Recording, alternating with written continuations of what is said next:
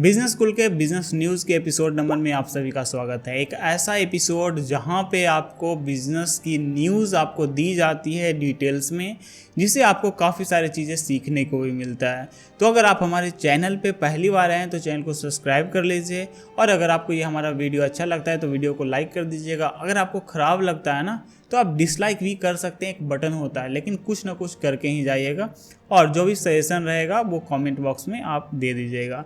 सो business school के जो business news का सबसे पहला न्यूज़ है वो है भारत डायनेमिक लिमिटेड को मिल सकती है 7,000 करोड़ की डील। जैसा कि आपको पता है, बीते कुछ दिनों से स्टॉक मार्केट में डिफेंस कंपनी के शेयर ताबड़तोड़ रिटर्न दे रहे हैं। इसमें गवर्नमेंट का भी बड़ा हाथ हो सकता है, क्योंकि सरकार, जो मोदी सरकार है, वो चाहती है कि डिफेंस सेक्टर में भारत आत्मनिर्भर बने।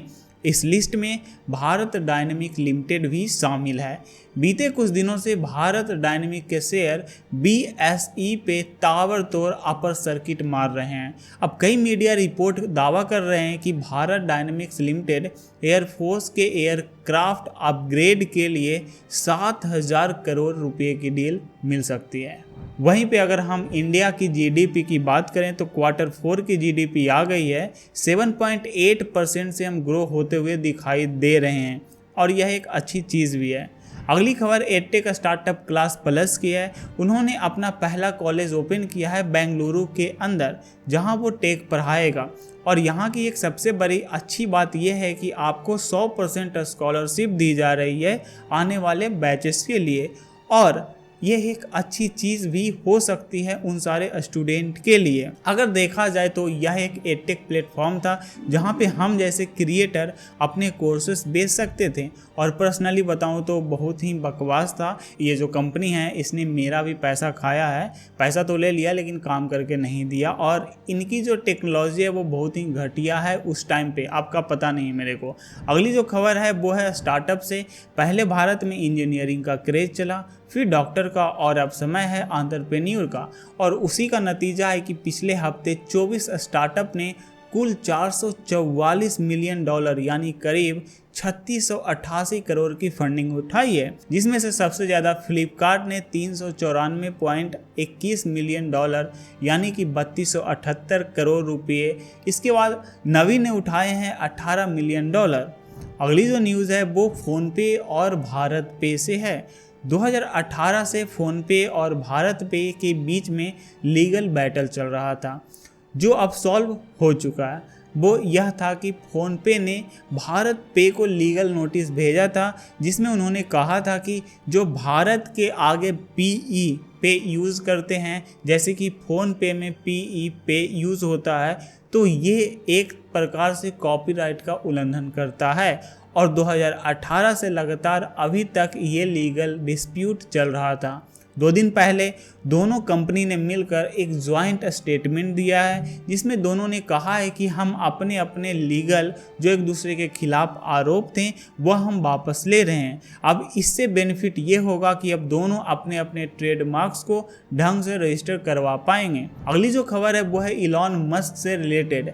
एक तरफ इलॉन मस्क AI के फ्यूचर के बारे में कुछ ऐसा बोलते हैं, Mark my words, AI is far more dangerous than you. वहीं पे दूसरी तरफ अपने AI स्टार्टअप xAI के लिए $6 अरब यानी करीब 50,000 करोड़ रुपए की फंडिंग लेते हैं। और ये एक तरीके से घोर कलयुग ही कह सकते हैं इसको। और ये जो पैसा है वो फ्यूचर की टेक्नोलॉजी डेवलपमेंट और रिसर्च पे खर्च करेंगे।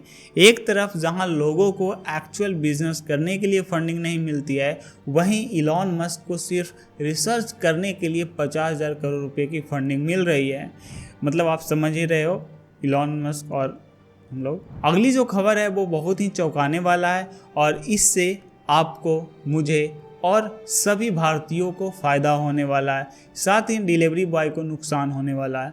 ईकॉम एक्सप्रेस ने एक ड्रोन स्टार्टअप के साथ पार्टनरशिप कर ली है, और वो ड्रोन स्टार्टअप का नाम है स्काई एयर, SKYEAIR एयर।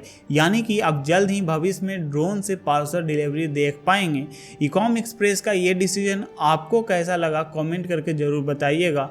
अगर मुझसे पर्सनली पूछा जाए तो मैं काफ़ी खुश हूँ इस डिसीजन से, और मैं एक्साइटेड भी हूँ देखने के लिए कि आखिरकार ड्रोन से किस तरीके से वो डिलीवरी कर पाते हैं। ऐसे ही लोग नहीं बोलते हैं कि मोदी हैं तो मुमकिन है, और उसका ही नतीजा है कि आज भारत ने उस ब्रिटेन से जिसका 200 वर्षों तक भारत गुलाम रहा था, उसके हाथ से आज 100 टन सोना वापस ले आया है।